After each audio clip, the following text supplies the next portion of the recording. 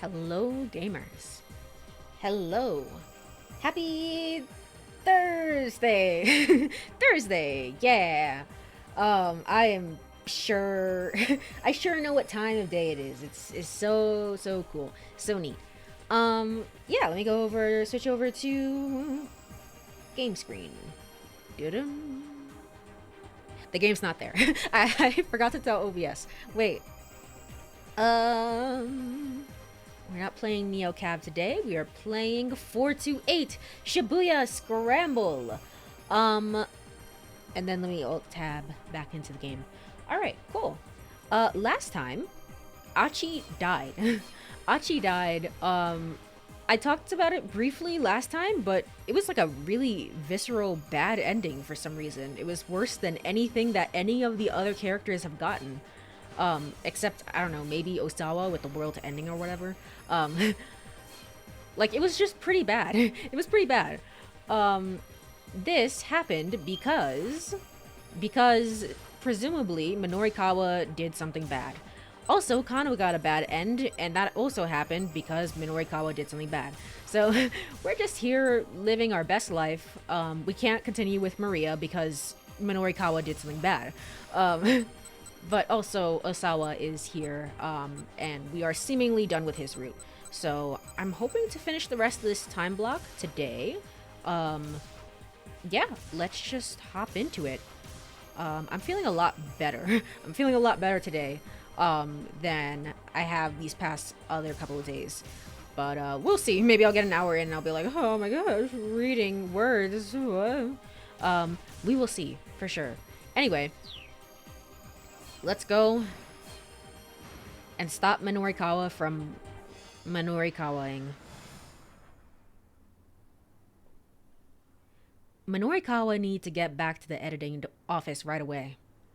But despite the urgency, he barely stumbled along. Oh right, this is his depression arc because Toyama is seemingly dead. He was swaying on his feet, only half aware of where he was even going. No. This is all some sick joke. He just couldn't accept that Toyama was dead. He let out a lifeless sigh. A cynical smile crept onto his face. The man always did insist on having his own way. But killing himself... Oh, right, and we thought it might be a suicide, which... He was caught in the explosion, but we still think it was a suicide, I think. I'm not entirely sure how that works, but I think that's what I remember it being. Back when he was still a novice reporter, Minorikawa had written a piece about a middle school girl who'd committed suicide. The school had made a statement denying that bullying had been a factor, and so most of the media had reported that she had suffered a nervous breakdown over entrance exams. A period of mental illness manifesting as panic disorder, stress-induced anxiety, or the like. The term is commonly used to refer to serious health issues such as schizophrenia or bipolar disorder, manic depression, as well as the buildup of more minor stresses as a part of everyday life. Because it is so broadly and vaguely defined, it is generally avoided in psychiatric context. Yeah, I would imagine. The only other time I've heard of like nervous breakdown, in a sense, is like the plot of Persona 5, I think. But something about the case had kept nagging at him. Had her death really been a suicide? The more people he interviewed about the incident, the more his doubts grew.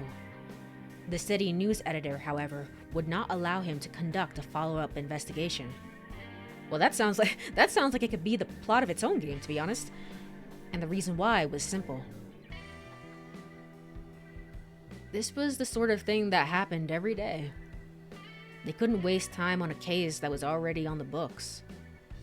It was more important for a reporter to find new stories than to squander time engrossed in a case that was old news.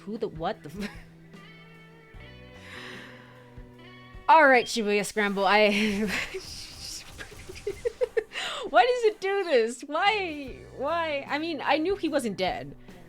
But it's just a slow pan of, like, you can read this at your own pace, and it's just... Yeah, sure, whatever. Maybe it's his ghost? Is that what we're saying? Minorikawa understood the editor's decision well enough.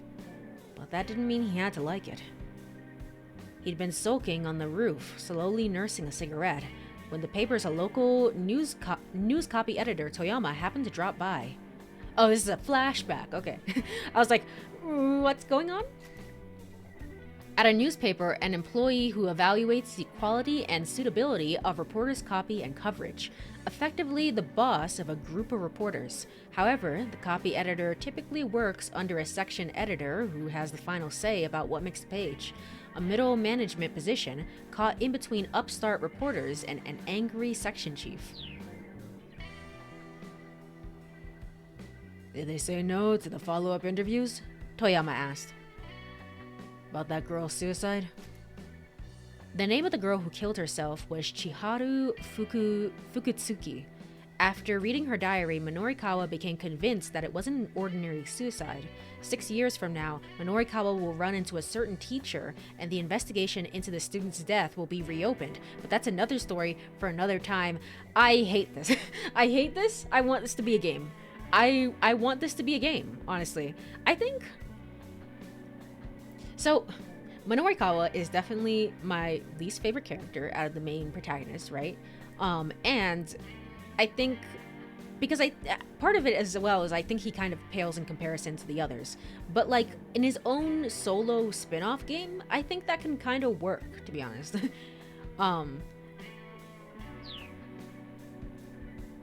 Yeah. Minorikawa exhaled a plume of his smoke along with his sigh.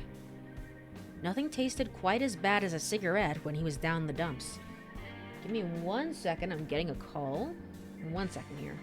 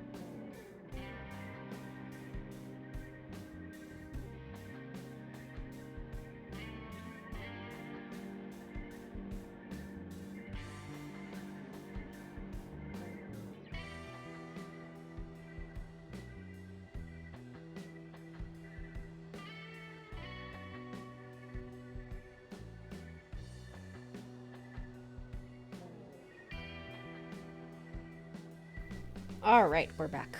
We are back. So what are you going to do? I'm not going to do anything, Minorikawa said. Editor told me no. Oh, editor said not to? You sound like a child. The rebuff had made Minorikawa's temper flare.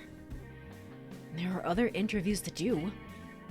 I want to do the follow-up on this, but there isn't any time. Oh. What? Okay. You dumbass! Toyama hauled off and hit him right across the face. What happened to, I write what I feel in my heart. That's the one thing I refuse to back down on. What happened to the guy who used to bitch at me like that? Toyama's words hit their mark with painful precision. The interviews aren't over until you have what you need. No, you refuse to let them be over. You go after the truth no matter what anyone tells you. Isn't that what being a journalist is all about? Yes, but maybe... I'm starting to understand why Minorikawa has his specific methods that he has. Minorikawa scowled in chagrin. The man was exactly right. Until you have what you need. Those words had stuck with Minorikawa ever since. In fact, he quit the paper to become a freelancer because he couldn't do his job the way he wanted while trapped in that hierarchy. Hierarchy is how it's pronounced. Now he wondered, what if Toyama hadn't killed himself, but instead had been the victim of a terrorist attack? But after considering the idea for a moment, he thought bitterly, so what? The reasons and the details hardly mattered at this point. What mattered was that Toyama was dead. Minorikawa sat down listlessly and stared up at the sky. The blank swath of blue made him feel all the more worn out. Just what had all the days running around been for? He felt so empty, so hollowed out by the loss. All his motivation had drained away. He had no idea what he should do next.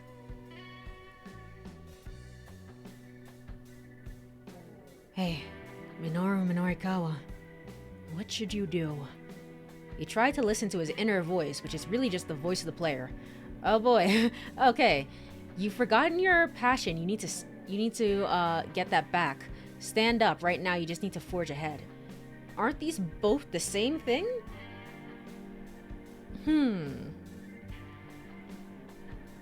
You've forgotten your passion. You need to get that back. Wait, no. Maybe that's why he goes up to the rooftop. We don't want him to be there. Right now, you just need to forge ahead. Stand up. Right now, you just need to forge ahead. Yeah. That was his only option, really. He couldn't just let things end like this. And he still didn't have what he needed for his articles, so... Minorikawa took a deep breath, readying to get back on his feet. Ow. And then he died. Oh, no, it's Kiryu. Okay. Before he could, however, a young man stumbled across his path, taking a nasty fall on the pavement. Oh, okay. Oh, damn, that hurts. The youngster scrambled back to his feet and turned to Minorikawa with a snarl. What are you looking at, pal? The young man clutched a piece of timber like a club. There was a nasty gleam in his eyes. I'm not looking at anything, Minorikawa sighed. I just happened to be in your direction. Shut your yap. Apologize, bitch. Now, wait, what? The punk raised his, cudgel. I've never seen that word before. What for? You tripped me, man. Ain't you gonna apologize for that? The kid had stumbled all on his own, but was probably too embarrassed to admit it. Guess he's gotta vent his anger at someone. Oh, and that's what he did to Achi, and that's why he died so viscerally. Look at Minorikawa's face right now. It's just like, man, this sucks. Listen, kid, Minorikawa said. It's not my fault you're such a klutz. You know, like the pedal in a car that's got a manual transmission. Oh, that's a clutch. Okay, so then like lumps of earth or clay. Those are clods, you say. Right, what? What? Right. So then we're talking about this sort of social get-together for coffee and conversations. Huh? Oh, right. That's a clutch. Okay. Is it when you try and fix something using stuff that isn't really meant for that purpose? That's a kludge. Okay. The hell did you just say to me? Like, seriously? What was that? What was that whole paragraph? You got a death wish, pal? With a murderous glare, the punk advanced on him, brandishing his weapon. Hey, Minorikawa said. Is it fun hitting people like that? Bring it on. All right, I'm sorry. You know what? Bring it on. Let me die. Bring it on. Ow, and then I died. The punk swung his wooden club without a moment's hesitation. It struck Minorikawa in the shoulder, knocking him off balance. Whoa, okay, don't really bring it on. Nah, man, too late for takebacks. With a nasty little grin, the young fellow swung again, and again, catching Minorikawa in the arm and side. Only when the journalist was curled up in a battered ball on the ground did the kid finally let up. Well, I didn't die, is what you're saying. Heh, got to get a little warm up before I go and take down the other bitch. Wait. You don't have to do that. You don't have to do that. Weapon still in hand, the punk marched off toward Dogenzaka. Oh, shit. Oh, shit. Hold on. Oh, hey, it's my little taxi friend. Before we do that... Yep, that bad end is still there. You know what? We're gonna go back. We just gotta go back.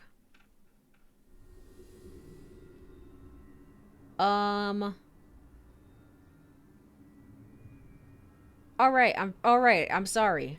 Alright, I'm sorry. Getting dragged into a street fight was not what he needed right now. It was better to just apologize and be done with it. Should have shown me that kind of respect from the start. The pug shook his head, muttering under his breath. Another dumbass gonna get taught some manners. Oh, no. Okay, well, oops. Oops.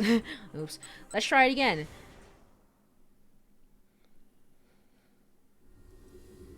Alright, this time for sure. Is it fun hitting people with that thing? The corner of the punk's mouth curled up. Oh yeah, real fun. Only a dumbass beats people with their bare hands. You just wind up hurting your fist. If you're gonna enjoy some violence, you gotta have yourself a weapon. Uh-huh, I see. In that case, maybe give it a rest with that stick, yeah? Huh? What for? The punk scowled in irritation. Don't get me wrong, Minorikawa said. I'm just saying there has to be some better weapons than that. Something that could take a man down in a single blow. This doesn't sound any better. The kid stopped to consider Minorikawa's words for a moment. I getcha. Yeah, you might be right about that. And I think I have just the thing. May as well go with my usual. He tossed away the piece of wood from the side of the road. Don't go anywhere until I get back. Got it? Yeah, sure thing. Minorikawa watched as the punk headed back the way he'd come. Okay, that might work, because he's dumb enough to come back, apparently. Man, he murmured, what a dumbass. Looking around, he spotted a taxi parked close by. It was Kimizuka. Oh, there's this track again. You need a ride, sir? Kimizuka asked, all politeness as he opened the back door. If you're heading to that publishing office again, I can get you there in 10 minutes. Kimizuka's driving was as smooth as always. He wove his way skillfully through the series of back streets. There was some big explosion earlier, he explained. The main roads are all gridlocked. Yeah, Minorikawa muttered. I was there when it happened. Oh wow, really? I'm glad to see you're not hurt then. I mean, I look like shit, but sure, we can go with that. Still, what a terrible thing. That minivan. I hear someone was inside when it exploded. 10 service. I know, I do like Kimizuka a lot. Lurk, need to go out for a bit. No worries, thank you for the lurk. Thank you for the lurk, Chew. That minivan, I hear someone was inside when it exploded. I'm not sure if you were aware. Yeah, I'm aware. Oh ho, nothing gets past a reporter like you, I see. Oh. But if Kano publishes his name, right? If we do that, why does it not say there's a choice? Oh, it disappeared. Everything disappeared. Every single thing disappeared. He actually should publish the name so that Minorikawa should get word of that and be like, oh, wait, he's not dead. He can't be dead. Perhaps. Maybe? Possibly. Oh, nothing gets past a reporter like you, I see. Kimizuka flashed... Oh, that was me talking. Kimizuka flashed Minorikawa an approving smile through the rear view mirror. How much have you heard then? Rumor has it that the person who died was a middle-aged man. Oh, huh. We taxi drivers tend to hear quite a bit ourselves. Kimizuka chuckled, but Minorikawa just cast his eyes down forlornly. You look tired, sir. Yeah, I guess so. His reply was barely audible. Suddenly, someone rushed out in the street right in front of the cab. Oh my god. What is going on? Look out! And then he died. Oh, yeah, he actually died. Ah, shit.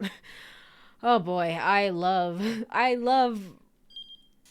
when you see things like this and then you're just like, what's going on, man? I just saved you from certain death, and now you're over here. There was a heavy thunk as the taxi driver crashed into a pedestrian. Screeching to a halt, Kimizuka and Minorikawa jumped out of the vehicle to find a young man splayed out on the street. Hey, the driver called. You all right? The fallen pedestrian. This sounds like a bad end to me. The fallen pedestrian was practically still a kid, and he wasn't moving. Kimizuka hunkered down and jostled his shoulder. Then his expression stiffened in alarm. Minorikawa checked the young man's pulse, but couldn't detect any heartbeat. Oh no, Minorikawa said. This is... Tears began to well up in his eyes. Oh, there's the product placement watch that's been around a lot. Minorikawa turned to him in surprise. You knew him? I did. Kimizuka cradled the young man in his arms. You did? I'm sorry, but you'll have to find yourself another taxi, he said. I'm going to turn myself in to the police. Well, that is the right thing to do. I mean, looking down at the boy's unmoving form, Minorikawa felt a pang of guilt. But you know him, which is interesting. No, he said. Oh, no, he said. I'm the one who's been asking you to drive around so recklessly all day. This is on me, too. How does that work? But I'll go with you to the cops. That's not how that works, but okay. The two men decided to head to the station together to surrender themselves. There probably wouldn't be time to work on writing articles while they were being interrogated. But that was just how it had to be. This was the right thing to do. Yup, totally correct. I don't sense a bad end at all. Like, what are you talking about? Are you freaking stupid? Minorikawa just had to keep telling himself that, knowing that it was the truth. Knowing that it was the truth. Yippee! Alright, cool. Number 59 surrendered to the police. Minorikawa's day ended in disaster when the taxi he was riding in hit a young man, Achi. In case you didn't realize, that was Achi, who ran out into the street. But why'd the kid rush out into the intersection like that? The answer lies in Achi's story. Okay, so I just have to play through it some more and maybe make a choice. Well, in that, there's so much hopping around now. In that case, let's go to Achi's story and figure that out. Let's do it. Oi, get back here! I'm just gonna skip through this. Okay, yeah, they were all they were shaking down a newbie basically for money, and Achi saw that and was like, "Whoa, wait, what the heck? What are you talking about? Playing dumb, huh? I told you have to pay your monthly dues. Is there any skip here? I doubt it. Oh? There is, apparently.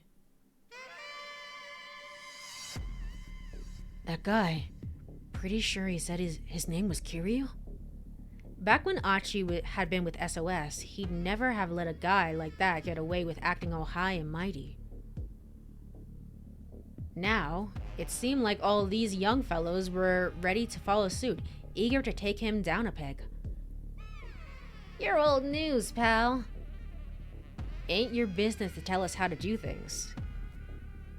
Achi felt a confusing blood flood, flood of anger. Oh boy, a flood of anger and sadness that he couldn't quite control. I'm not messing around here, you guys. He grabbed the nearest punk by the collar and hefted him up in the air. Then someone shouted from behind him. Hey, what are you doing? I don't really have distinct voices. It's just the thug voice, and then I don't really have distinct voices for them, so you're gonna have to bear with me on this. Achi put the guy down and turned around to see Susumu standing there. Oh, it's Susumu. Yeah, it is. It's not crazy Kiryu. Mind telling me what's going on here, Achi? Susumu flashed his underling a sharp glare. They immediately took off to their heels. Oh, that's why he raced after them. Just what the hell was going on with SOS? Achi needed to talk to Susumu.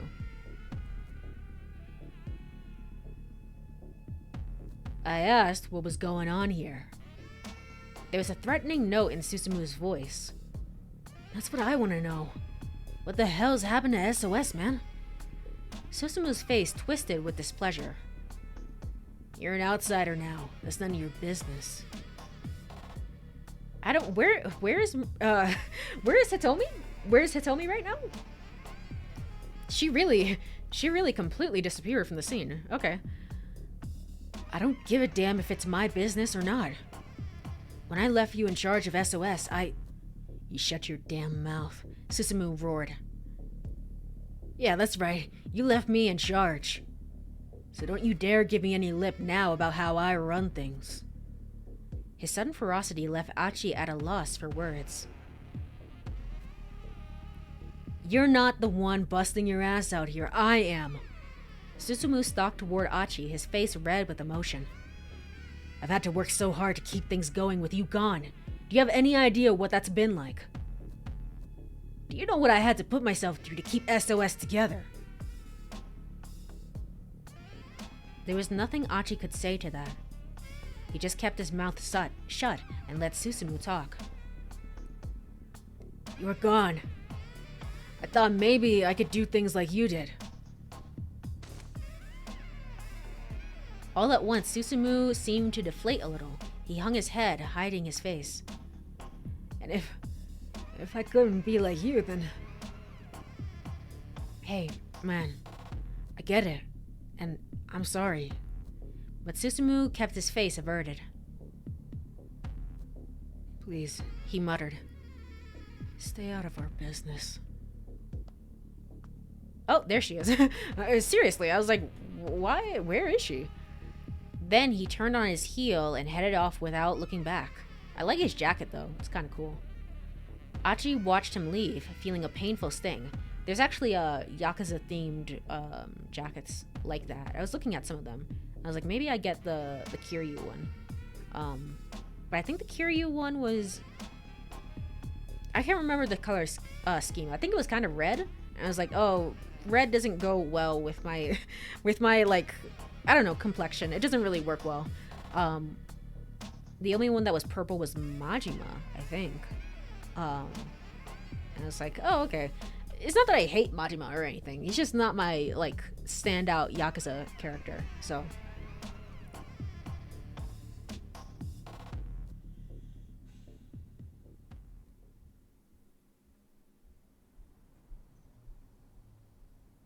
Achi? Hitomi asked after Susumu was gone. Are you sure you're okay leaving things like this? Achi shrugged heavily. Susumu said he's doing what he can. It's not my place to butt in. He turned his back on Hitomi. He still needed a moment. Achi, you're being unreasonable. About what?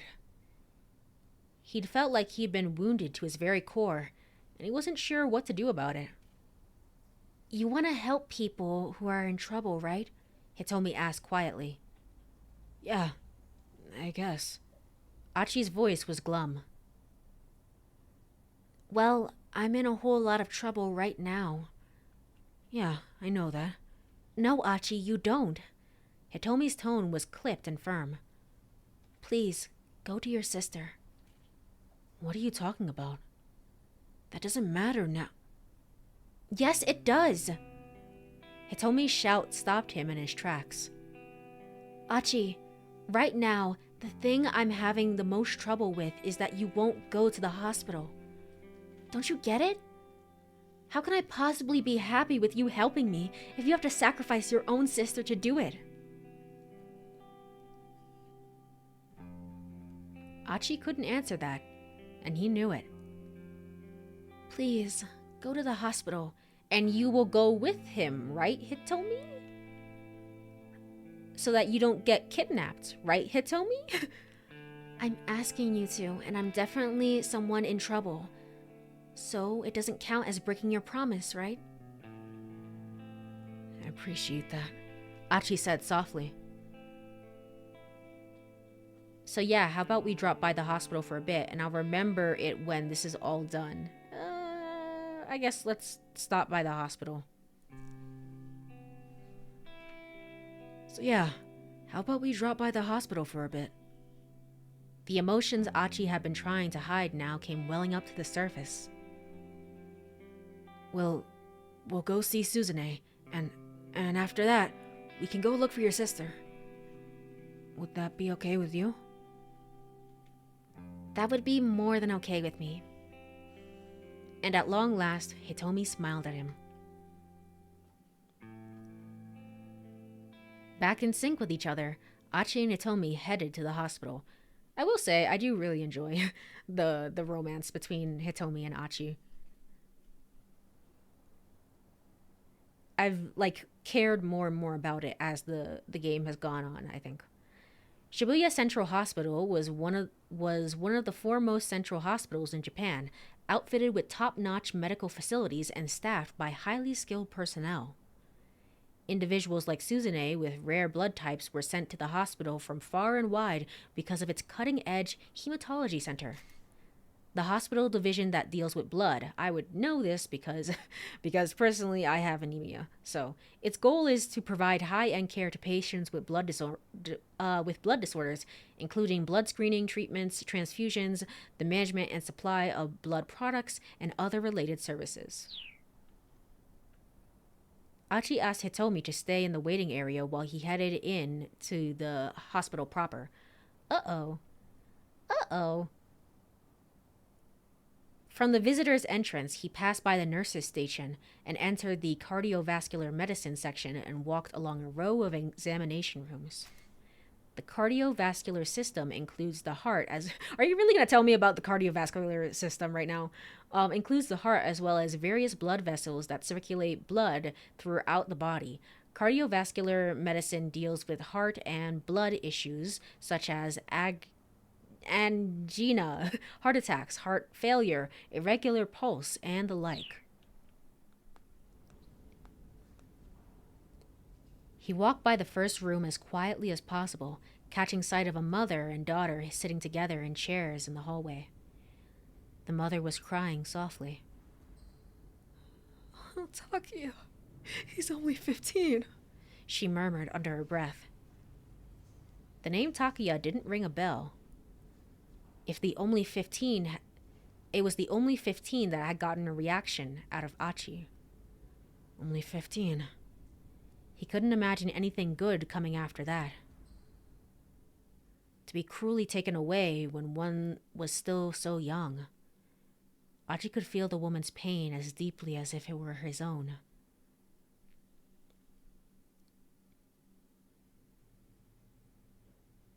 I think also as well that Achi was supposed to call his dad, but...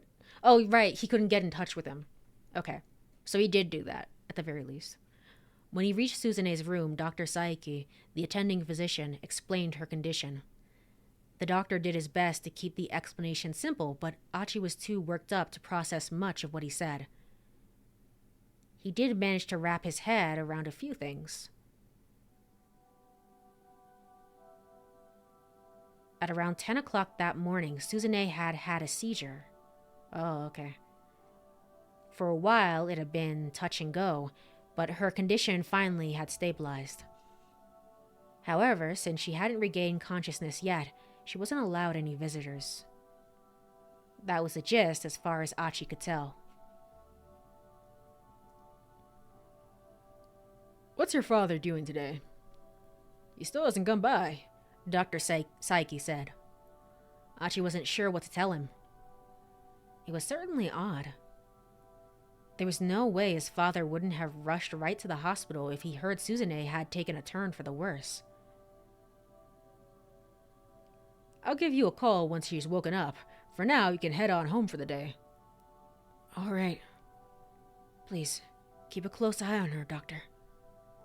Somberly, Achi went to find Hitomi in the waiting area. Uh-oh. Uh-oh. Uh-oh. Outpatient reception had closed for the day, leaving the hospital quiet. His footsteps echoed softly in the corridors. I'm going to be completely honest with you, and I was too embarrassed to admit this the whole time. But I don't understand military time. So, I know that 20 is 8 p.m. So that's 4 hours before 8 p.m. So it's 4 p.m. So outpatient services are closing at 4? That seems a little bit early, right? I don't know. To me, it seems kind of early. But, okay. Alright. I didn't want to say anything about it because it's like the whole game is based around military time. And it's like, I'm going to be honest. I don't know what time it is right now. I could be wrong about it. It might not even be 4, but oh well. Oh well. Outpatient reception had closed for the day, leaving the hospital quiet. His footsteps echoed softly in the corridors. Then, as he walked along, a peculiar sound drew his attention. It had come from over by the base of a nearby stairwell. Achi took a peek around the corner. Oh shit. Oh shit. Oh shit. So that's Kanan and Jack Stanley. Okay, well. Achi, you should just walk away from this. You should just be like, alright, where's Hitomi? Let's get out of here. The sight that greeted him nearly made him gasp aloud. In the dim light ahead, he saw Kanan, and she had some white guy pressed against the wall, a knife to his throat. Achi quickly yanked his head back out of view. Could it be? Was this the man Kanan said she was after? Apparently so. Hello, Black Blue. Hello. Hello, happy Thursday. How are you doing today? Achi had to resist the urge to go charging out there. Some amateur heading in half-cooked might well oh, okay. Some amateur heading in half-cooked might be more half-cocked. Half-cocked, that's why. Might be more of a liability to Kanan than any sort of help. He heard her mutter something to the man in English. We know nothing about Alfar's background, nationality, sex, age. Yeah. Oh. Okay, so Achi could barely make out the words, but since it was all in English, he had no idea what they meant. But apparently it's being translated for us, assuming that you were playing the game in Japanese. So, day's been going well. That's good to hear. That's good to hear. But right now, they're just kind of... This is being explained to the player, but not to Achi. But we do know that whoever they are, they have connections to Langley. What the hell is... Slang for U.S. Central Intelligence Agency, CIA. Oh, okay. Headquartered in Langley... Oh, Virginia. Okay. I see. Similar to referring to the Japanese government as Nagatacho. The CIA has other nicknames, including the company, the agency, the second government, the invisible government, and the coup makers. Achi peeked out again, very cautiously, in time to see the man raise an eyebrow at Kanan's words. Interesting. That doesn't mean you need to threaten me at knife point, though. He flashed her a thin smile. It does, actually. Because I happen to know that you're a CIA agent. Technically known as officers, the CIA refers to its own spies as agents. Someone in charge of directing agents is called a case officer. Agents and like officers sound kind of better than case officer. Case officers are stationed at embassies across the world in the public guise of diplomats, soldiers, and the like. Oh, no sooner were Kanon's words out than the man grabbed her arm and tried to hurl her against the wall. Just before her head connected, though, she jackknifed her upper body forward, then planted both feet against the wall and kicked off with tremendous force. Dang. All right. All right. She used her momentum to launch herself forward, regaining her position with her knife against the man's throat. But during his brief opening, the man had managed to draw a gun from inside the jacket. Now the barrel was pressed right against Kanon's heart. Oh, is Kanon gonna have the special blood that's needed for Suzune? Kanon swallowed the lump in his throat. I mean, Achi swallowed. Sorry, I'm thinking about Kanon. It's like, if she dies right now, and it's like, oh, she just so happened to have the very special blood that your sister needed, that would help a lot. How about we call a truce? Kanon said softly. She withdrew her knife. Yeah, sounds like you and me are both after the same thing. The man likewise lowered his gun. With a faint smile, Kanon turned back on him and vanished down the adjacent stairwell. Achi had no idea what had just happened. They'd stopped fighting though, so this guy probably wasn't Kanon's mastermind after all. Interesting, so they're just both after the same thing, so they're just like, okay. I mean, they're both after Maria, supposedly. If only Achi spoke a little English, if only, he might have been able to follow their conversation. He found himself seriously wishing he'd taken school more seriously. When he looked again, he saw that the man, too, had disappeared.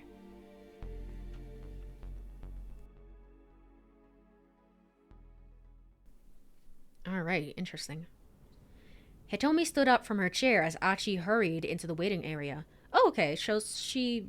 Oh, okay, she's still here. But surely Jack Stanley is gonna come downstairs and be like, oh, there you are, Hitomi. That's great. This is awesome. How's Suzune? She asked. For now, she's not in any immediate danger, they said. That's good to hear. But more importantly, Kanon was here just now. What? Why? I'm not sure. I'm not smart enough to figure that out. Achi slumped his shoulders. Huh? What? I'm not quite sure what you mean. Exactly. I couldn't understand anything she was saying. Hell, he couldn't even figure out how to get through to Hitomi. I mean, I think you're doing okay. Decently. I mean, you could just say, oh, they were speaking English and he didn't understand, but sure. May I have a moment? A voice spoke unexpectedly from behind Achi. Yeah, there he is. Okay. His breath caught in his throat as he turned around. Standing there was the man Kanon had been struggling with. What's up? Achi asked. He tried to sound as nonchalant as possible, but the man wasn't looking at Achi. You're Hitomi Osawa, is that right? Yes. Hey, Achi snapped. Keep your distance. He stepped protectively in front of Hitomi. This guy, he's not what he looks like. Achi clenched his fist and adopted a defensive posture. Huh? Hitomi seemed panicked. Achi said, A. This might be the person Kanon was warning us about. I don't know who he is, but he's not our friend. I mean, well, it's not A, right? Oh, wait, no, it might be, actually. I don't remember what Kanon said during the last time block. I can't remember. But yeah. Yeah, let's say A then. This might be the person Kanon was warning us about. Oh, you know Kanan, do you? The man spoke without changing his facial expression. She let a few things slip herself. Look, who the hell are you? Achi demanded. The man calmly reached into his jacket pocket to pull out a gun. Fearing that he might draw his gun, Achi braced for action. Oh, okay. Hey, my name is Jack Stanley. I'm a security assistance officer with the U.S. Embassy. Achi held back his punch as the man held out his ID card. Diplomats are issued diplomatic passports and diplomatic ID cards by their home governments. Japan's Ministry of Foreign Affairs also issues its own form of diplomatic identification card. The CIA provides such identification to its operatives working overseas to help maintain their false identities. Wait, what? Hold on, let me read that last part again. I love that he signed as John Hancock. He really did. Yeah. Let me see something. Hold on. The CIA provides such identification to its operatives working overseas to help maintain their false identities. So is he not... Wait, am I misunderstanding this? Are they saying that his name is not Jack Stanley? That this is just a cover name that he has? There's an ambassador signature from John Hancock, but it's like... Maybe he is John himself. He is CIA. They're saying that the ID may be fake. Okay, right. Right, yeah. So your name might not be Jack Stanley at all. Okay. They don't mention anything about his name. I see. Embassy? What does someone from the U.S. Embassy want with me? Hitomi asked timidly. You're being targeted by a dangerous criminal. I'm here to take you into protective custody. Custody? Custody! Achi's temper flared. Buzz off, pal. We're busy here. Busy searching for Maria Osawa? Stanley asked. Achi and Hitomi exchanged glances. I know the full details of the trouble you currently find yourselves in. Well, all right then, Achi said.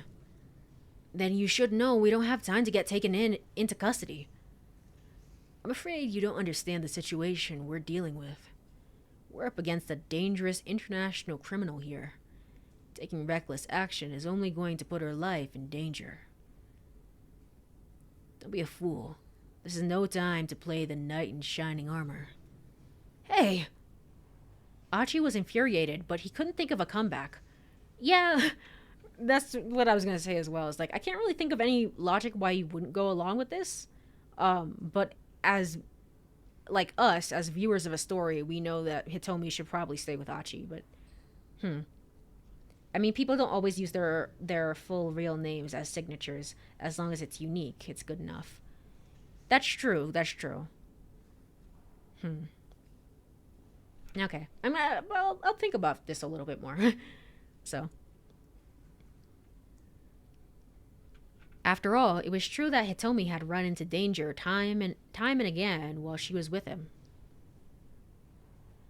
But I'm already safe, Hitomi insisted. I'm only here right now because Achi has been protecting me. She eyed Stanley sharply. I've got Achi with me. I don't need your protection. Is a bold thing to say. Achi is just a guy. He's just a dude. Is a very bold thing to say. Achi felt a surge of pride that practically brought tears to his eyes. If Hitomi would let him, he'd have given her an enormous hug. Stanley grimaced in resignation. All right. In that case, how about I join your search for Maria? I can keep you safe that way instead. I don't know. What do you mean you don't know? Hitomi grabbed hold of Achi's sleeve. This Stanley fellow didn't have the most trustworthy face, Achi thought. Okay, fine, but we could still search together, like two groups of people working separately to find Maria. Don't refuse the help. But he realized, like, from your perspective at least, he's still kind of sus, but he realized that he might be biased after being chased around by foreigners all day. That's true.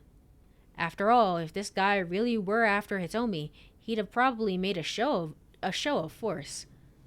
Not only did he have a gun on him, he was sufficiently skilled in martial arts to hold his own against Kanan. He'd have no trouble taking down a single unarmed opponent like Achi. Hitomi, I get the impression this Stanley guy's not our enemy right now. Hitomi gave a slight nod. All right. I trust your judgment on this, Achi. Now then, what's the plan from here? Stanley asked. Not wandering aimlessly around town, I hope. There's a trace of snideness in his voice. You can just keep your mouth shut, Achi replied. We can wander around town all day if we feel like it. Two can play the snarky game, he thought to himself. Poor Hitomi looked distressed. Very well, if that's what you want, I can stay quiet. But first, I need to inform the police that I have Miss Osawa in my custody. Wait, hold on, Hitomi blurted. That isn't a good idea. Oh, right, okay. Okay. Man, it really is like it's spread out into so many different sections and with different characters that I forget different motivations sometimes. But yeah, from her and all of this makes sense. Okay, I understand the scene now. Stanley inclined his head. Why's that? Well, since you already seem to know most of the story, Hitomi quickly explained the kidnapper's threat and described the search for the minivan. Stanley remained quiet, listening with obvious interest. I see, he said when she'd finished. Still, when that minivan exploded, didn't that make your promise to the kidnappers a moot point? Hitomi nodded. I suppose it did, didn't it? Let me ask you just one more question. Do either of you know a detective by the name of Tatano?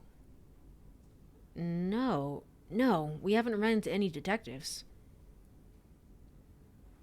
Yeah, who's talking right now? Yeah, exactly. The only folks we seem to run into are guys. Oh, yeah, exactly. The only folks we seem to run into are guys who are after Hitomi. I see. A grim expression crossed Stanley's face. Interesting.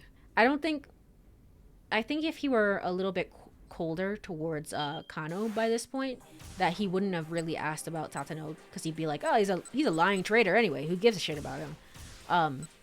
But because they kind of made that promise towards the end, it's like a nice moment where he's like, I just want to follow up because I know Kano would. I think. Right. I'm going to get in touch with the investigation task force. I'll have them contact your parents for now. Would you mind speaking with them so they can confirm it's really you? Sure, all right, Hitomi said. Stanley got on his wireless and described their current circumstances to the police.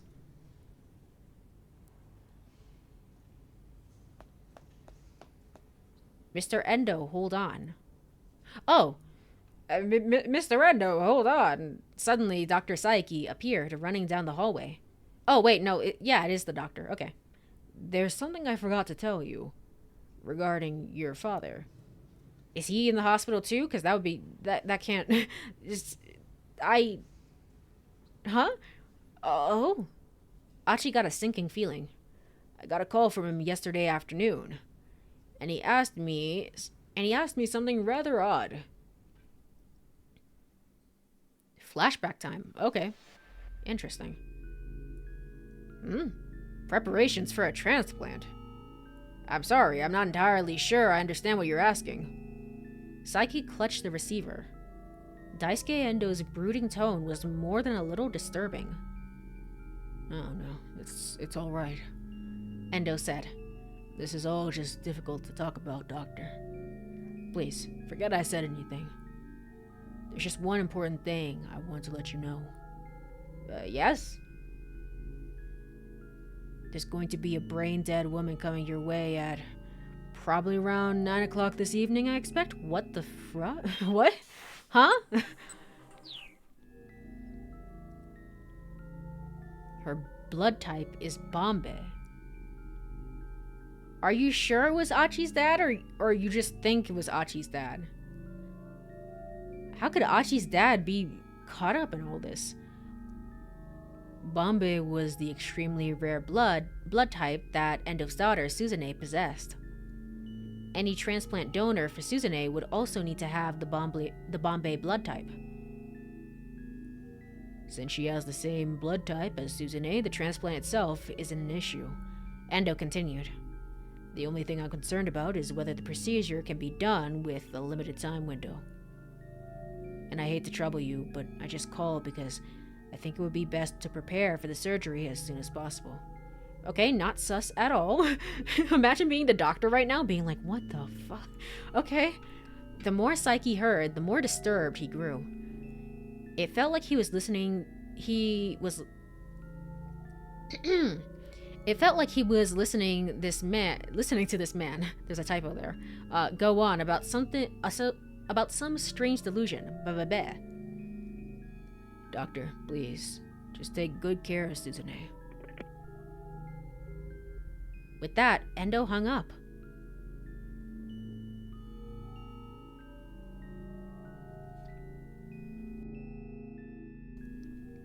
Achi kept quiet as he listened to Dr. Saiki tell his story. Of course, that was yesterday, and I still haven't heard anything about a brain-dead girl turning up. After all, only God would know whether someone will wind up in a state of brain death. But still, there was just something very strange about what your father said. It was as if he was certain that someone was going to wind up brain dead, or... Just stop right there, Achi exclaimed. Stanley and Hitomi were turned and surprised. They were in the middle of their wireless call to the police. Oh, okay, so they didn't hear that. Don't get me wrong, the doctor said hastily. I'm not trying to imply your father would hurt anyone. What I'm worried about is your father's mental state and... No, Achi interrupted him again. That's not it. His own words from earlier spun within his head. So long as we have these cameras, this guy has nowhere to run. I don't understand what we're saying. I don't even know what's going on. The security cameras. I'm sure this is the place. Oh, so well, yeah, he's been using the cameras too. Oh, wait, he's been using the cameras too? I thought he was using different cameras. Okay. The man with the cane. He'd been on the phone with someone.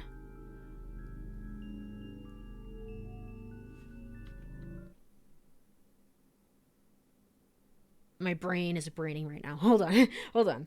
Wait a minute.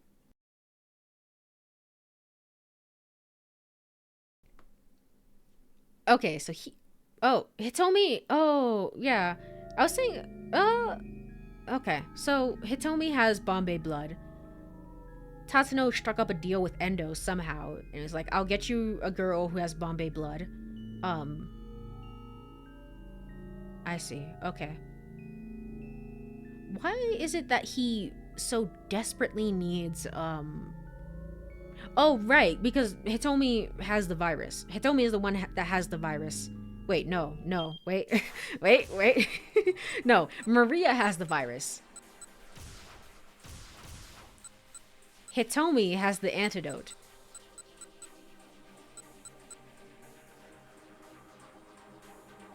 Interesting. Why do you need Hitomi dead so badly? Is my question. That didn't mean anything. It was just a coincidence. It couldn't be true. Achi searched desperately for some other explanation. That was it. Anyone from the downtown committee could have used the camera monitoring room.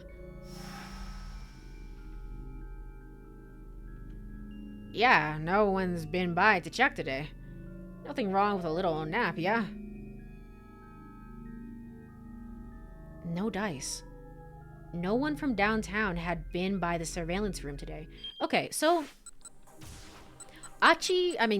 Kano has, like, the police have their own security system. I think this is their own private security system. I don't think Endo has anything to do with this. So that could be a possibility. It's just that Achi wouldn't know about that. And also, I don't think the game would be bringing this up if it wasn't relevant somehow. So...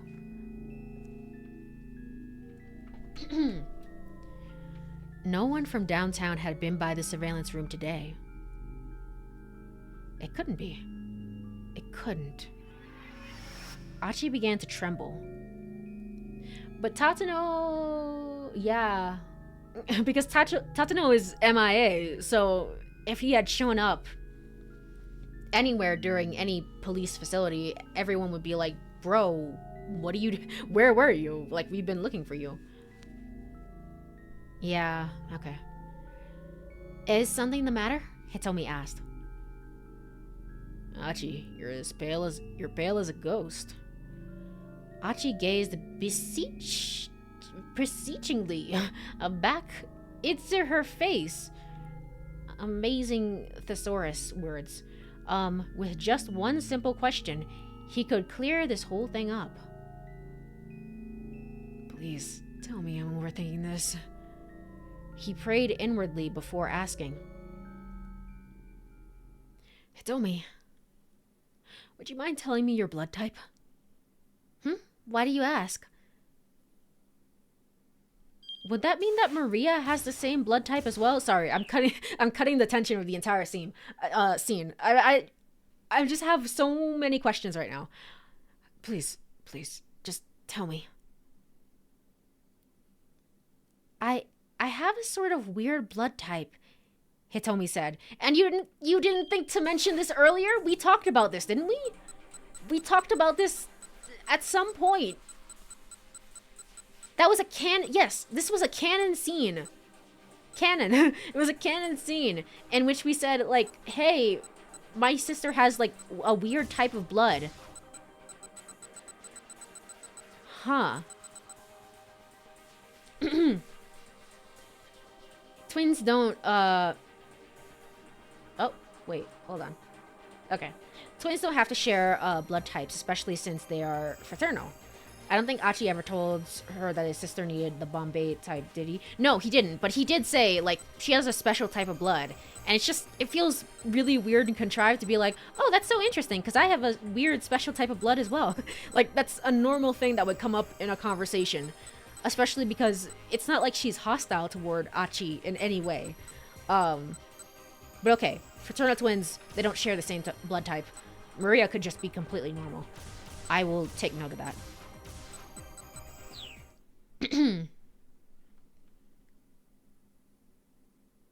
It's called Bombay.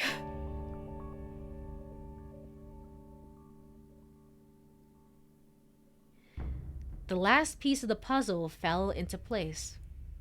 There was no longer any room for doubt. Achi found himself facing a sad and painful truth.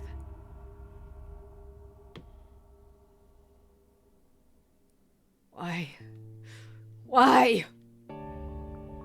With an anguished scream, Achi punched the wall as hard as he could. But his fist still didn't hurt as much as his heart. Dang. Dad. Why?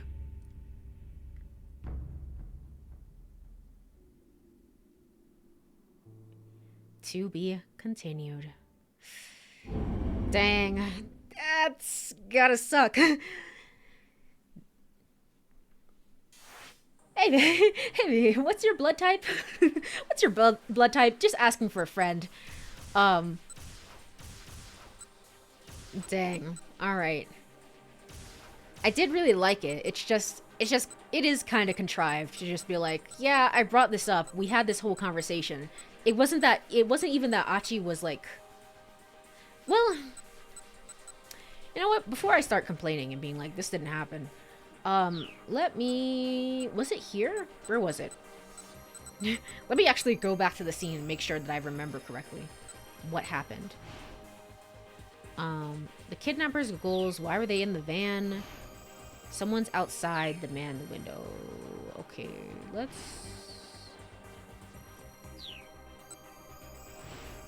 start here.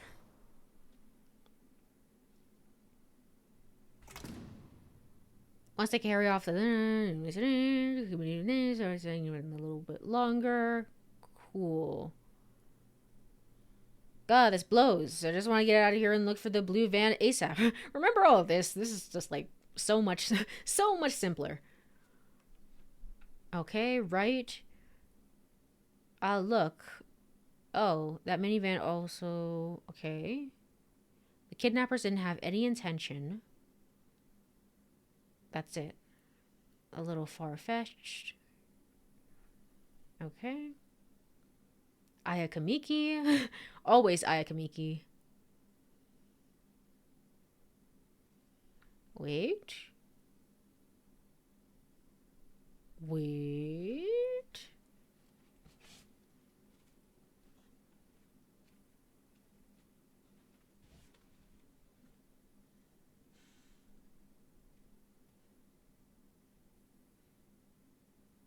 Interesting.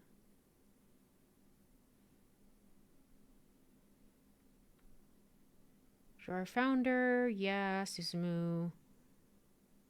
Pathetic, all of you. Suzune gets better.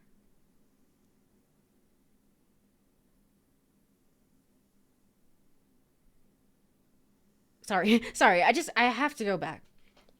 The problem with heart transplants, yes, if there's a donor, it has to be... Wow, I didn't realize. Someone with a heart was this match for Suzune would need to die in this community somewhere. The odds of that happening are so small, it would be a miracle.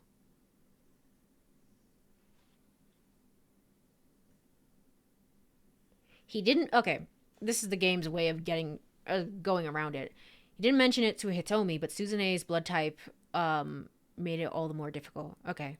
So he didn't specifically say the words blood type, which is why Hitomi was just like, whatever. Hitomi was just like, yeah, oh well. Okay. So that's what went on. Okay. Alright, alright. I don't find it that contrived. Her blood type is rare enough that you never considered that anyone else would have a similar one. So it occurred to her that Achi's sister's type might be the same or anywhere near as rare. I suppose. To me, it is... I think to me, now that I've gone back and was like, well, he didn't necessarily say the words blood type. He did say heart transplant, which has nothing to do with... It doesn't have anything to do with blood type. Now that I've gone back and seen that, it's like, okay, that makes it a little bit better. That would make sense why Hitomi didn't, like, barge in and be like, oh yeah, hey, by the way, I have other blood type, you know, stuff like that. So, okay. Alright, I'm following the story now. Let's get out of here, and, I don't know, maybe... Oh, I guess we can do Minorikawa's story now. We can do Kano's as well. You're already done. We can't do Kano's until doing... Actually, we can. We have to do Kano's first before we get back to Maria. So we might end this time block with Maria, actually, and her storyline. Let's go and... Let's go back to Minorikawa and try and finish this. Alright. I'm gonna be honest, it is so unbelievably cold in here. It's so cold. Oh my gosh. it feels like it's been colder. It's been like negative degrees outside, and I feel like for some reason, maybe this week in particular, it's just been so cold in this room. Um. Anyway, hey, wouldn't it be crazy if I just said the same thing to you that I said earlier? Yeah, real fun. Oh my gosh. Wow. Crazy. Haha, I see. Well. Alright. I should be able to... Actually... What the hell?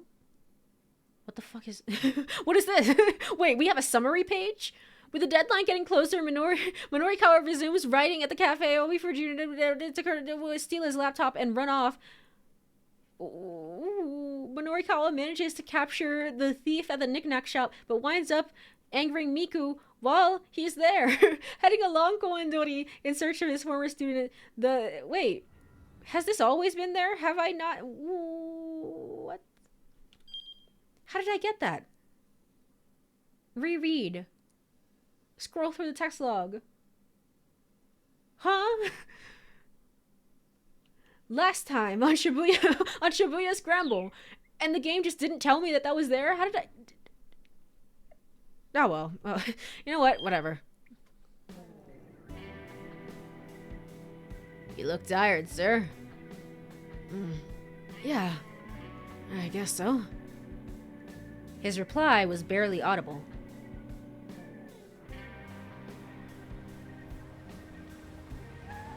Yay, we didn't kill a person this time. Yippee! The taxi stopped outside Heaven Publishing.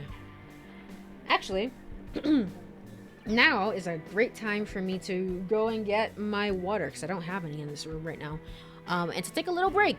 It'll just be like 2 or 3 minutes just to stretch and get some water and all that good stuff. But let me go over to Burb Screen. I suggest that you all do the same as well. And I will leave you with these nice depressing tunes. Yippee! Yay! Alright, I will be right back in like 2 to 3 minutes.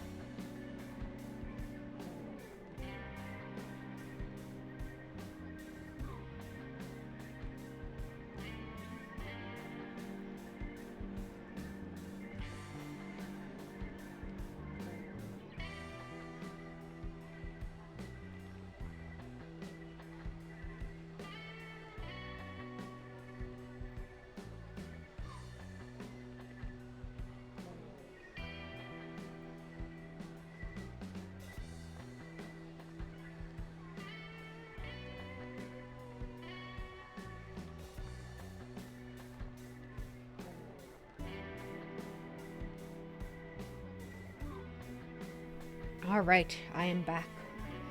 I am back. And I took the time to put on the heater in the meantime. So hopefully that warms up the room a little bit as well. Let me go to the game screen. Okay. The trip had taken 10 minutes on the dot. Thanks. Minorikawa left a 1,000 yen bill on the seat and exited the cab. Sir, the driver called after him. Minorikawa turned back around. Kimizuka was leaning out the window to point at him. It isn't called work because it's fun, sir. The day will be over soon enough. Just hang in there a little bit longer. The driver finished with a knowing grin. Minorikawa cracked a ghost of a smile. Maybe his spirits had been lifted just a tiny little bit. Thanks, he replied. You're a true friend of the working man. He waved half-heartedly, then headed into the building. Thank you for the welcome back. Thank you. Oh my god. Chiaki jump scare. Mr. Mino. Chiaki threw herself at him as soon as he opened the door to the editing office. News of the explosion was playing on the television. Minorikawa marched straight to his desk and opened up his laptop. While it booted up, he tried to get a handle on the current situation. Where are the folks from the loan company? He asked. They're here, Chiaki said. I have them waiting downstairs. Do they know Toyama's dead? I'm sorry. I kind of let that slip. What about Hana? I'm not sure. I haven't heard from her since she called earlier. Why didn't you ask where the child went? Huh? Is this before or after he was on the top of the building? Or did he not do that? We stopped him from doing that in this route. So he did not do that. Which is good for everybody else. Because otherwise, all of Shibuya is doomed.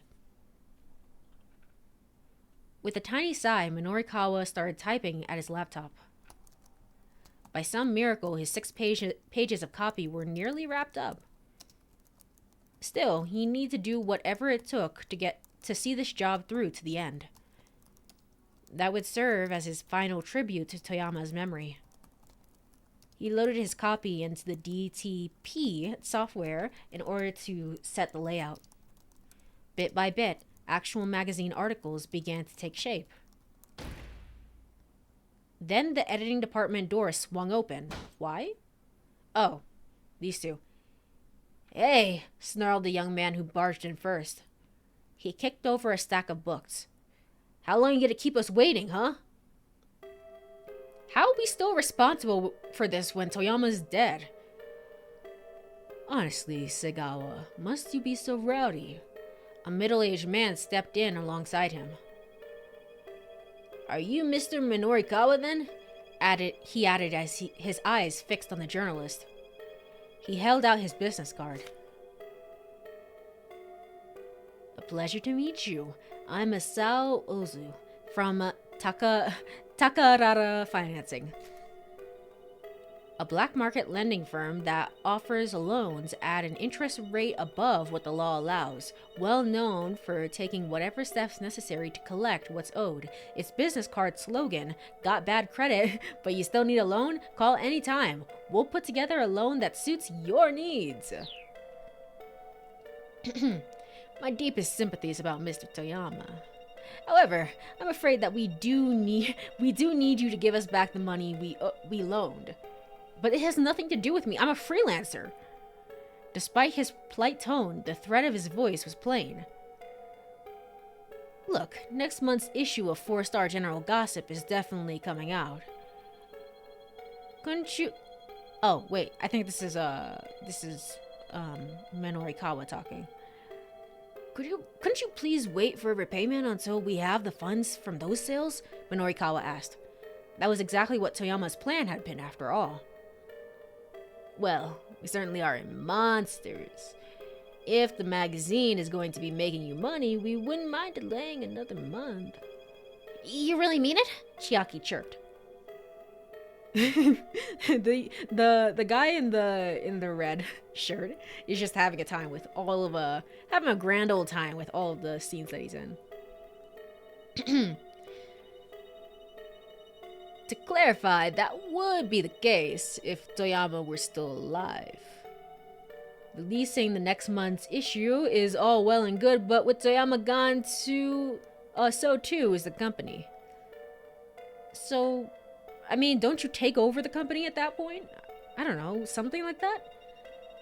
That will make full repayment of what we're owed impossible, I expect. Then what do you want us to do? Minorikawa asked coldly. How about we just cut to the chase? Growled the younger man, Segawa. Dig out your ears and listen up. Chiaki recoiled in a panic, and Minorikawa held up an interposing hand. Knock it off, he said. You're scaring the young lady. A thin smile came to Ozu's face. All we want to know is where Mr. Toyama's daughter is. Okay. Okay. I was about to say as well, it's like, this doesn't make any sense.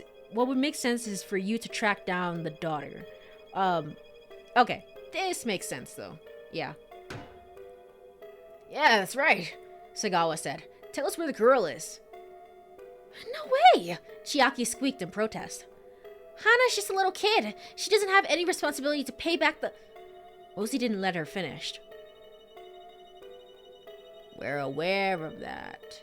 Nevertheless, we'd still like to know where she is. The law didn't matter right now. Guys like this had all sorts of ways of wringing money out of people. It was clear from the looks on their faces that Ozu and Segawa had some wicked scheme up their sleeves. Unless, of course, you would prefer to take on Toyama's debts, Mr. Minorikawa. You are quite the accomplished reporter, after all. Take on his debts, huh?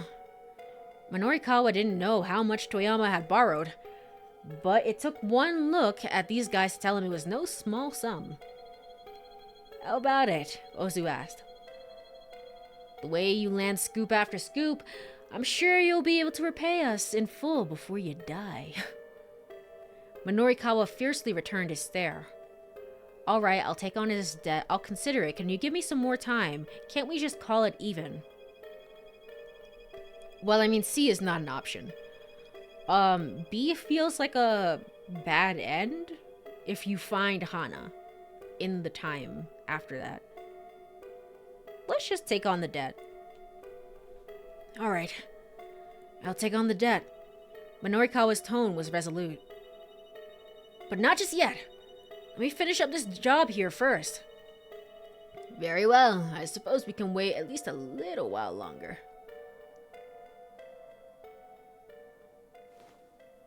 Oh, they're just gonna sprawl out here in the office. Okay, cool. The two men from Takarada Financing plucked themselves down on the editing department's sofa. Why does Chiaki dress like this? I just realized. What is this fashion sense? What is this wardrobe design? Mr. Reno, please.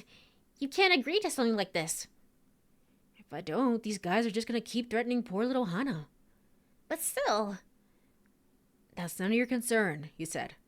What I need to know is, how's your piece on the street interviews coming? But, I mean, those guys... They said it doesn't matter if the issue comes out or not. Don't be ridiculous. When a professional agrees to take on a job, they see it through to the end. Chiaki took his point and scampered to grab the printout of her copy. Minorikawa gave it a quick once-over. He saw immediately that the piece was lacking in structure. Oh, that's a lot. That's a lot of cigarettes. Maybe cut back a little bit. Maybe a lot of it. Maybe don't smoke at all. He then read the article a second time, checking the finer details. Several off-theme sentences jumped out at him. This is no good. Rewrite it. He thrust the printout back at Chiaki. Yes, sir. She bowed her head and retreated to another desk. That's a lot of cigarettes. I might get a bad end just from this. The TV was still on. A news A news broadcaster's voice suddenly broke through the silence, as well as Minorikawa's concentration. We're live on the scene now, where an explosion in Shibuya has... Minorikawa gazed blankly at the screen. He found his mind drifting to a particular memory of Toyama. Flashback time. Again. The door looked like it might fall apart at any moment, but why did they do it like that specifically? Bad end, lung failure. True. It's like, what's going on here? Are we about to get a bad end anyway? Minorikawa didn't care. He pounded as hard as he could. The Toyama nameplate popped off and fell to the floor. It was hard to believe this dilapidated apartment was the home of a newspaper editor who'd worked his way up from reporter. Hey, Toyama! Get your ass out here! At the sound of Minorikawa's angry shouting, other tenants on the floor poked their heads out of their rooms to stare. He paid them no heed, continuing to call out. Man, I feel bad. I was like, this is just such a ruckus. I feel bad for Hana. Eventually, Toyama opened the door, dressed in sweats and his undershirt. Quiet down, you moron, he snapped. Come on in. I heard you tendered your letter of resignation at the paper. Oh, okay, no, it's him. Hi, that was me talking. Minorikawa sat cross-legged on a tatami-covered floor. Tell me why. Toyama quirked a lopsided grin. You want to know why I quit, huh? All right, lean in close. Minorikawa peered at him dubiously. Huh? Why? I don't want anyone overhearing this. Resigned, Minorikawa leaned forward and turned his right ear toward Toyama. Am I about to get slapped or something? The man's warm breath against his cheek was pretty unsettling. At first, he had trouble concentrating on Toyama's story, but when the older man got to the crux of the matter, he found himself listening with rapt attention. By the time Toyama finished, Minorikawa was unable to suppress his shock. You're starting your own publishing company? That's loud, damn it. Toyama shushed him with a finger to his lips. He looked around warily, as though there might be spies in his own apartment. Why? Right, but a publishing company, Minorikawa said again, more quietly this time. What are you doing for your distributor account? All booksellers were required to use a wholesale distributor to circulate their publications. To do business with such a distributor, a publisher needed a specialized distributor account. That was a pretty interesting piece of information that they put in the main story. They were like, no, this is not going to be like a little side blurb. You're going to read this, and you're going to understand this. They're not going to let a company with no track record open a new account with a distributor. I'm sure you must realize that. Toyama grinned, a proud gleam in his eyes. I know, that's why I bought one. You bought one? A ghost account belonging to a publisher that went bankrupt. Is that legal? Distributor accounts could go for tens of millions of yen. There's no way Toyama could afford a severance pay could afford that on his severance pay alone. He must have taken out a loan in order to make the purchase. Oh, goody. But the publishing industry was in a slump nowadays. People just weren't buying books much anymore. Starting up a new publishing company was beyond risky endeavor. I've already decided on a name for my company, Minorikawa. Toyama's face was positively beaming. Get this. Heaven Publishing.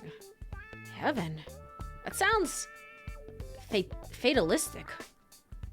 The idea is that the people who work for me will feel like they're in paradise.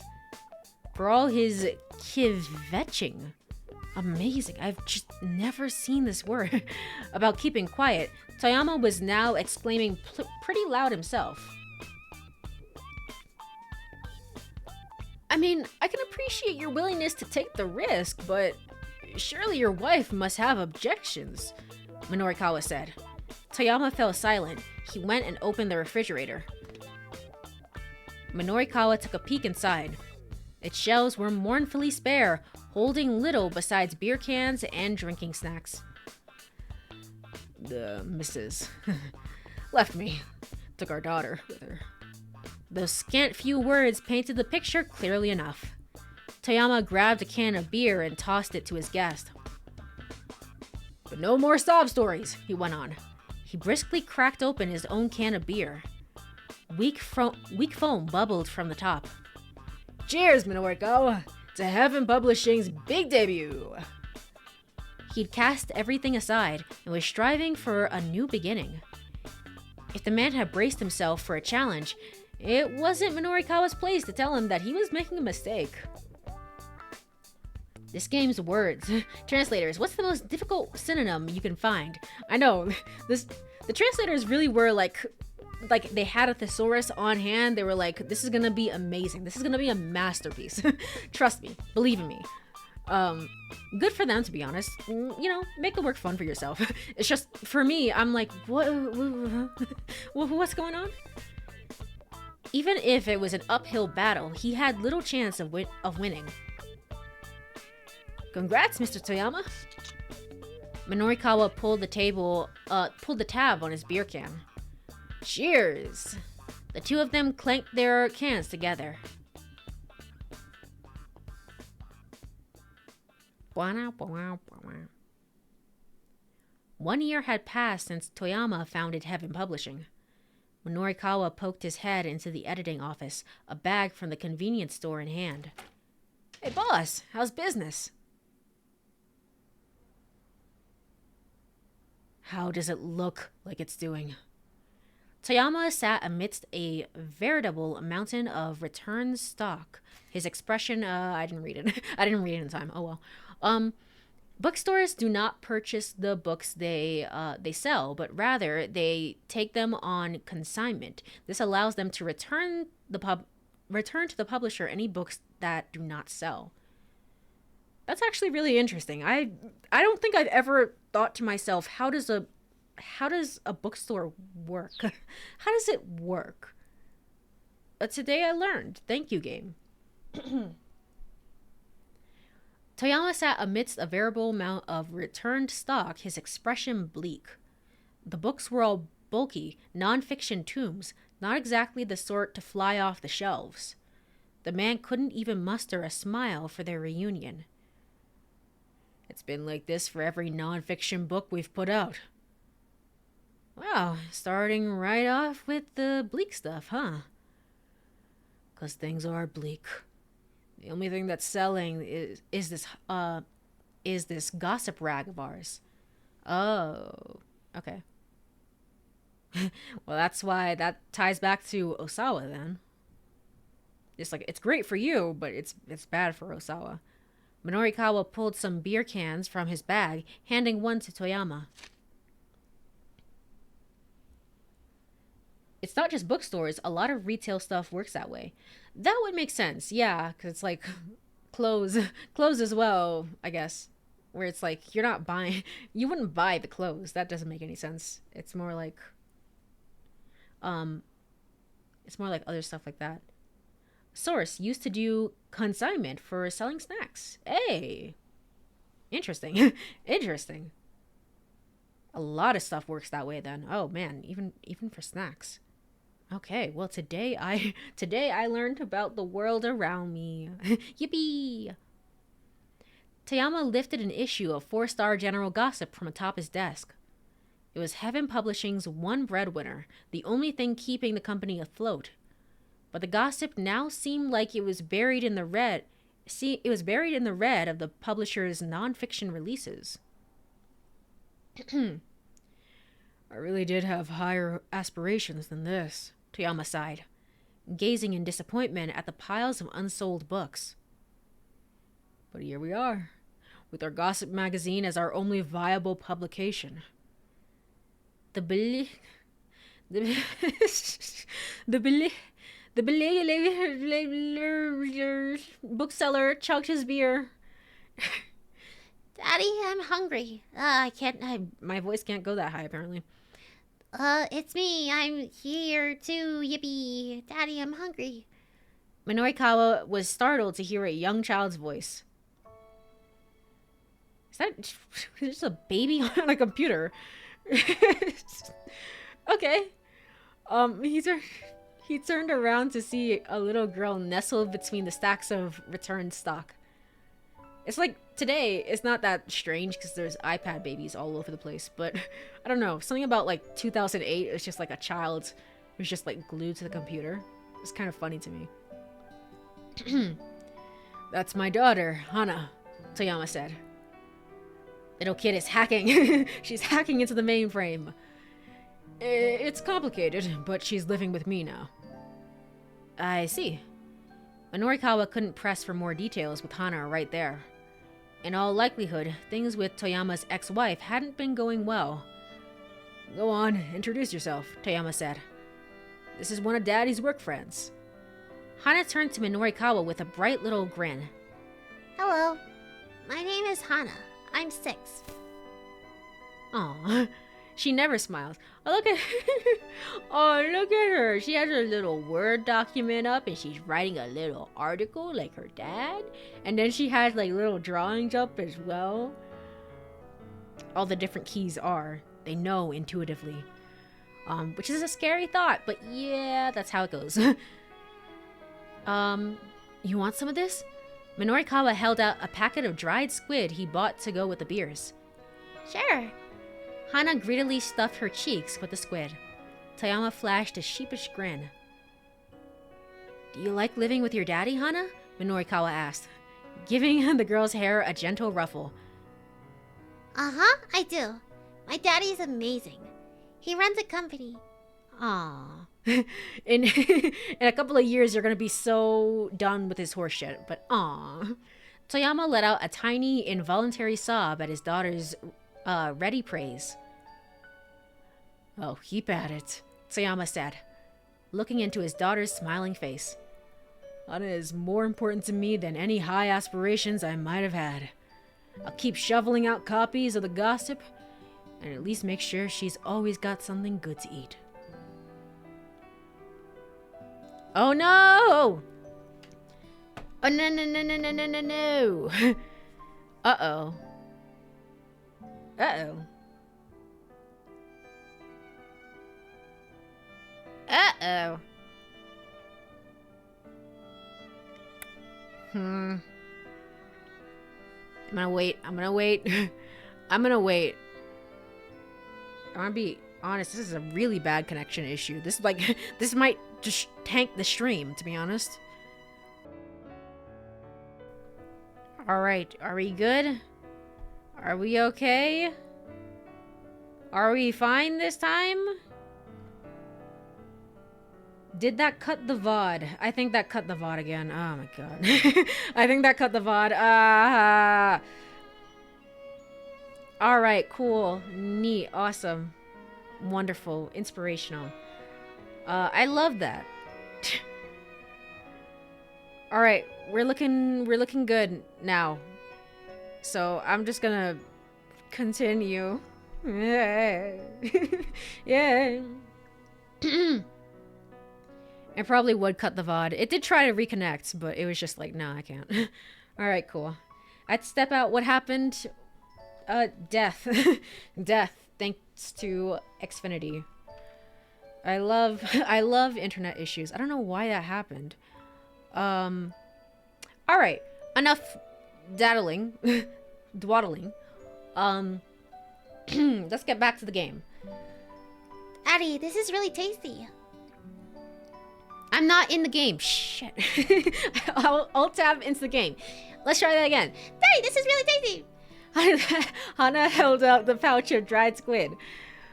Tears welled into Toyama's eyes. Next time, I'll make sure she has some sashimi instead of something like this. Hey, what do you mean something like this? Minorikawa grumbled. I'm the one who bought it. Thank you, Juno. I really appreciate you. Wow. I really appreciate you doing the announcement, even though I was live. Yippee! The higher squeak on a voice, it's just like, it just gets more and more deranged with each and every time loop. Toyama and his daughter laughed together.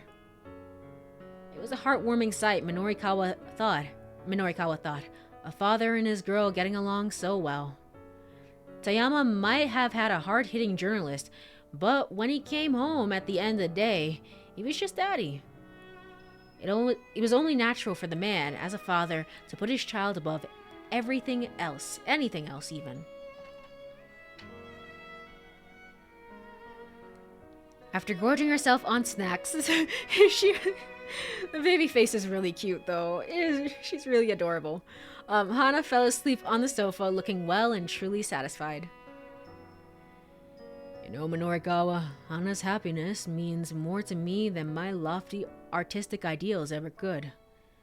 Toyama kept his voice low as he regarded his daughter's sleeping face. And from that day forward, Heaven Publishing had shifted its focus to scandal rags, with 4-star general gossip at its pillar. So it was gossip, but it was for a good reason. It was for a good cause. But it also kind of ruined not Minorikawa. It also kind of ruined Osawa's life. So, Had that been for good or for ill? Whatever the case, Toyama had abandoned his pride. Minorikawa had watched him become more and more of a miserable wretch. Oh, wow, okay. Okay, end of flashback. Minorikawa snapped back into the present as a sheaf of pages appeared in front of his face. Here you go. No, that wasn't the voice. Here, yeah. Yeah, here you go. Chiaki said, radiating anxiety. Right. Minorikawa gave her copy a close read-over, then thrust it back out to her. What did you even fix? He asked. Could you please tell me what parts are wrong? She mumbled, hanging her head.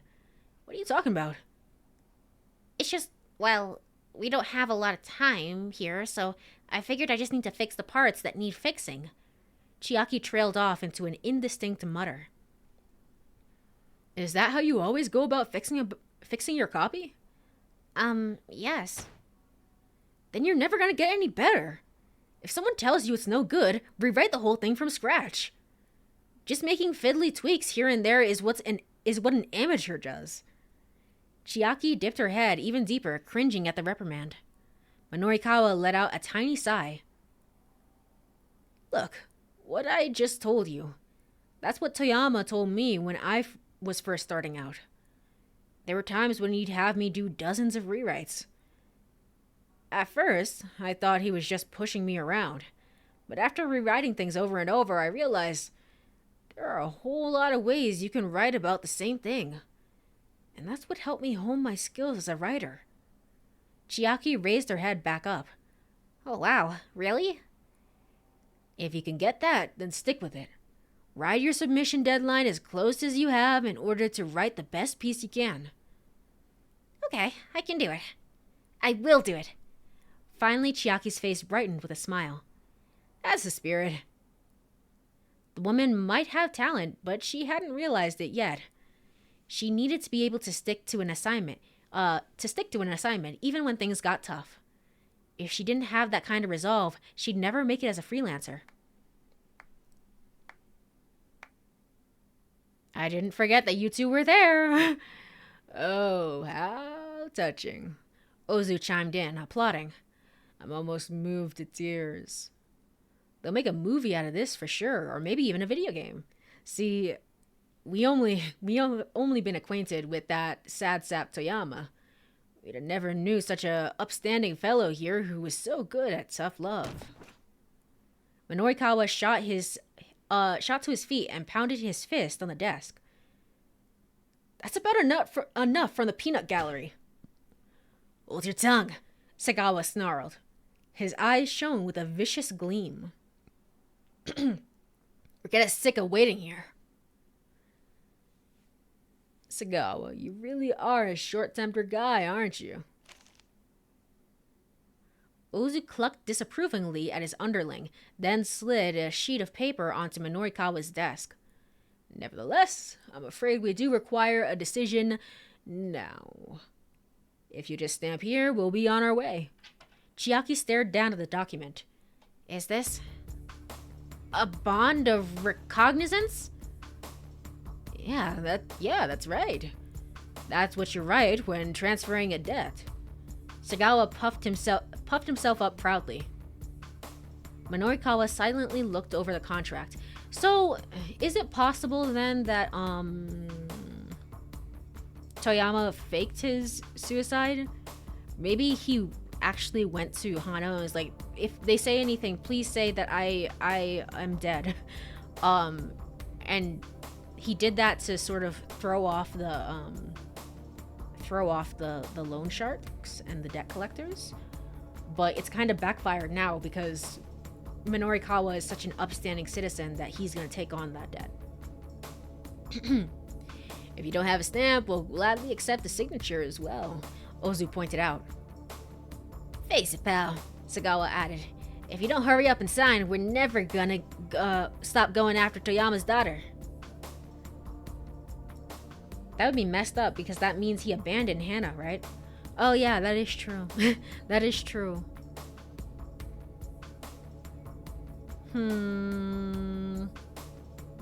We can workshop it a little bit more. We can workshop it a little bit more. Maybe it still works. Or maybe not. Minorikawa snatched up a pen. Mr. Reno, you can't do this. Think about what you're doing, Chiaki shouted. If you go through with this, you'll just wind up like Mr. Toyama. I won't. Yes, you will. Just who the hell do you think I am? I'm Minoru Minorikawa, damn it. I'm Midori Midoriyama. I wrote the original stream title was with Midoriyama yet again. I was like, oh shit, I forgot his name. I'm going to land so many scoops it will make your head spin. I'm going to pay back this debt and rebuild Heaven Publishing. But what is this watch that you have? What the? It's kind of cool in like a novelty way, but also... What the hell? Okay. But why would you take such a risk? Chiaki sobbed. Minorikawa lowered his voice. Because I owe him so much. I can't stand by and let these scumbags kill his daughter. What the hell? Is this, friggin'... Oh my god, I forget his name. Is that him or is it somebody else? No, it's Sagawa. Okay. Aha! Before Minorikawa could sign, Sagawa startled him with a sudden exclamation. Oh, why is the child like this? Why are you just here? Go away. Oh. Oh. It's because Kano actually does his job. I remember that now. Oof, that's awkward. Get her! On it, boss. Ozu and Sagawa rushed at the girl. Run! Minorikawa shouted. Hana bolted right back out the door, but Ozu managed to snatch her up as she reached the stairs. Ah, dang it. Let's be on our way, shall we? A vile grin came to Ozu's cruel face as he headed down the stairwell. Surely there shouldn't be an issue as long as I sign, right?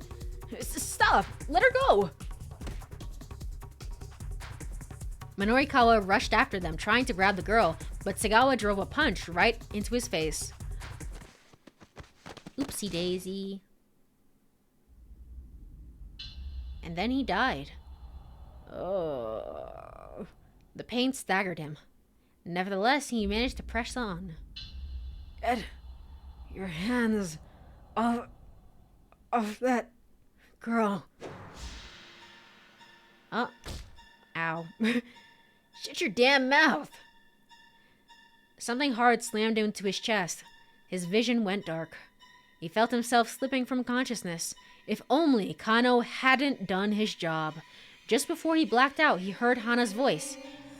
I'm sorry, Uncle Minorikawa. Aww. Aww. That's actually rather cute. Sorry. No. I'm the one who should apologize. But before his thoughts got any further, Minorikawa passed out. Oof. Bad end.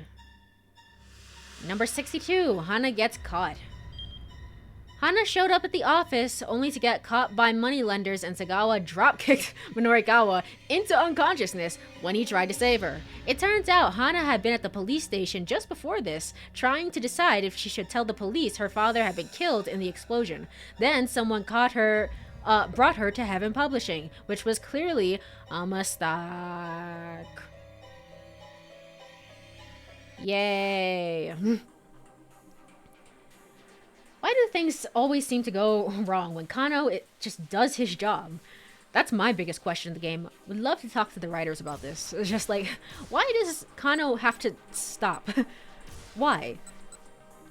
No, Hana. Ah, darn it.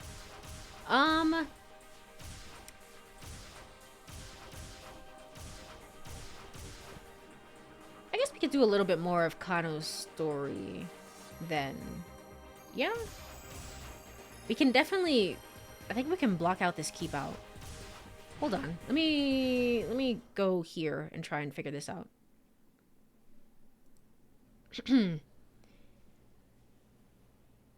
Alright, I read through all of this. Kano's... It's me, Kuze. Whoa, I can't do the Kuze voice today. Can I? I was doing so many deep voices. Can I not... Can I not do the same thing? But Kuze calmly shook his head. No. Of course I can. Of course I can. It's my favorite voice. What am I talking about? Okay, cool. Yep, non-stop. It's a real pain. Ruminating. Alright, cool. Oh, right. Okay.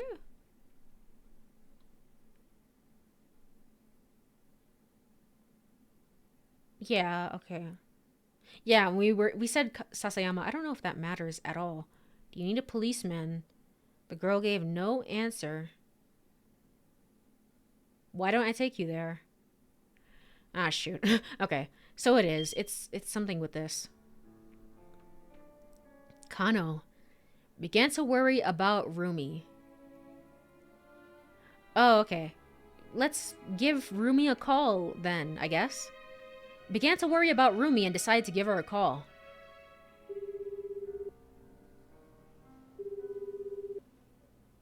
The phone rang several times before it went to voicemail. The fact that she hadn't picked up made Kano all the more anxious.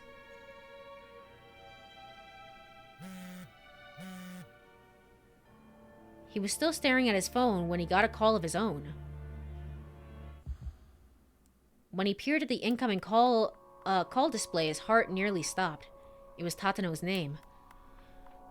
Okay, so I think we've skipped over it then. Kano quickly pressed the button to accept the call. Detective Tatano? Detective Tatano, is that you?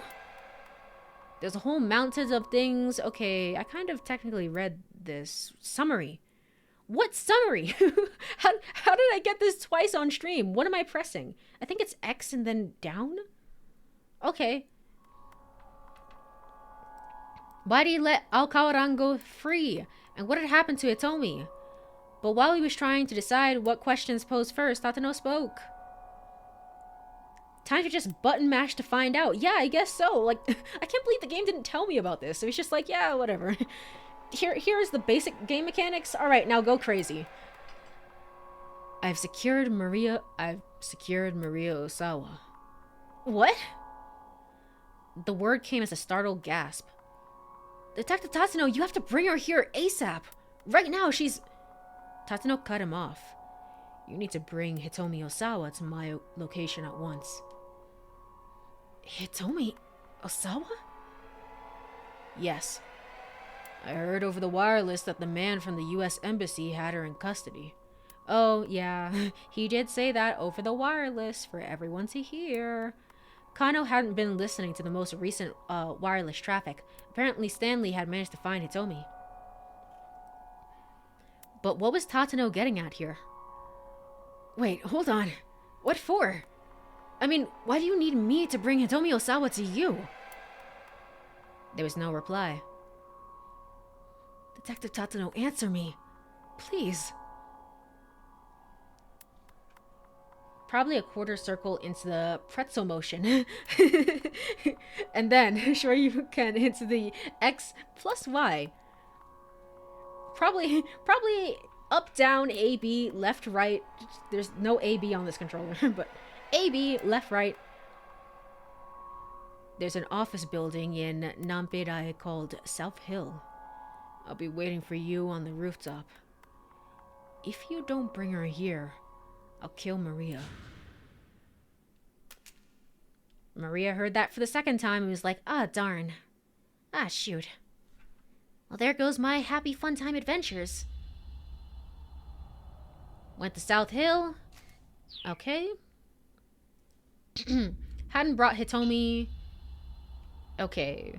First he wanted to meet with Tatano, and good news, Minorikawa isn't up on that building, so everything should be fine. Lead up. Same man. Kano would always revere. Couldn't think of a reason. Alright.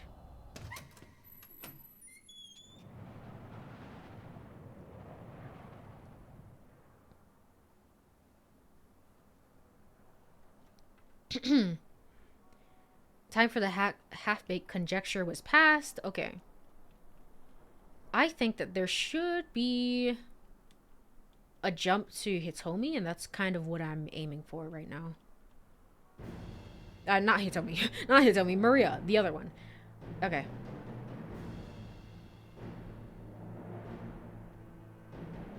Why'd you bring her? Was in shock. Detective Tatano, why are you doing this? Is that really Maria? Da-da-da-da-da-da. Alright, cool. Alright, awesome, neat.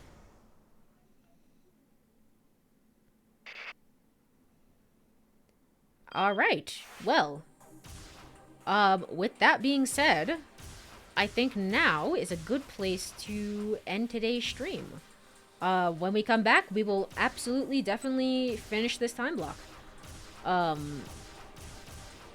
But yeah, that was interesting. Okay. So, I really like Osawa's one here. Achi is going through turmoil. Absolute turmoil.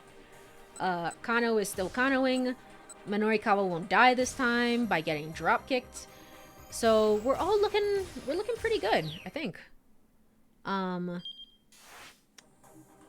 I think with all that said, it's time for me to end the stream. Been going for about 2 hours. It is freezing in this room.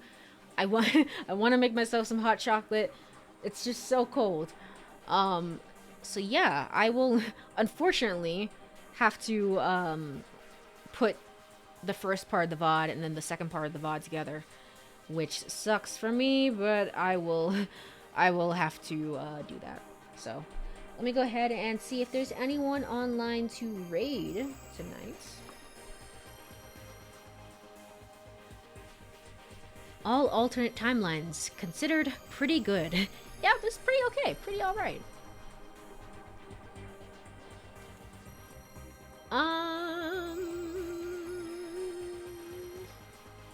Who's online?